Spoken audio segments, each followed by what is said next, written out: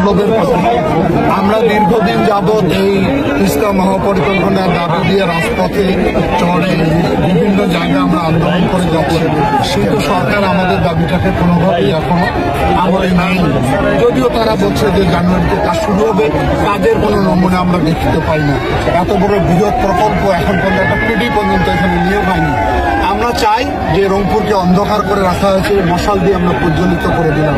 আমরা সমস্ত মানুষকে জাগিয়ে রেখেছি, যাবো ভাবে তিস্তা বাতাস।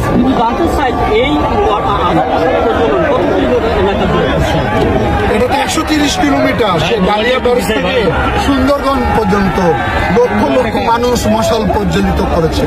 এই প্রতিবাদের ভাষা হলো আমাদের মশাল, এবং এরপরও যদি দাবি পূরণ না হয় তারপরে আমরা আরো কর্মসূচি। আমরা একটু আগে বলেছি যে গোটা রংপুরকে স্তব্ধ কর্মসূচি দেওয়া হবে। স্কুল, কলেজ, রাস্তাঘাট, দোকান, যানবাহন সব বন্ধ থাকবে।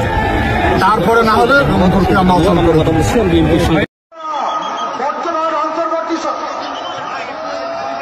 সবাইকে বলতেছে ভাইরা আমার, কি ক্ষুদ্র দৃশ্য, সবাই নিচে যান, আমিও নিচে যাচ্ছি, সবাই নিচে যান, নিচে যান, নিচে যান, এগিয়ে যান, এগিয়ে যান, এগিয়ে যান, সবাই ভিডিও করে রাখুন স্মৃতি হিসাবে।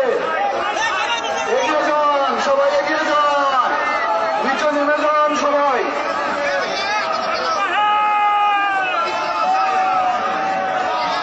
সবাই নিচে নামেন।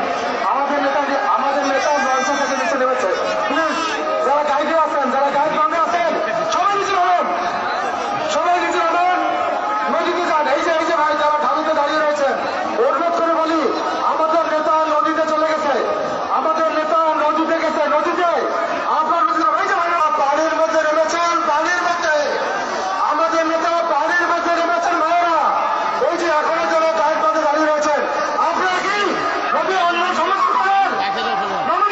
তিস্তা মহাপরিকল্পনা নিয়ে যারাই ষড়যন্ত্র করবে তারা দেশের শত্রু, গণশত্রু, তিস্তা পরের শত্রু তারা।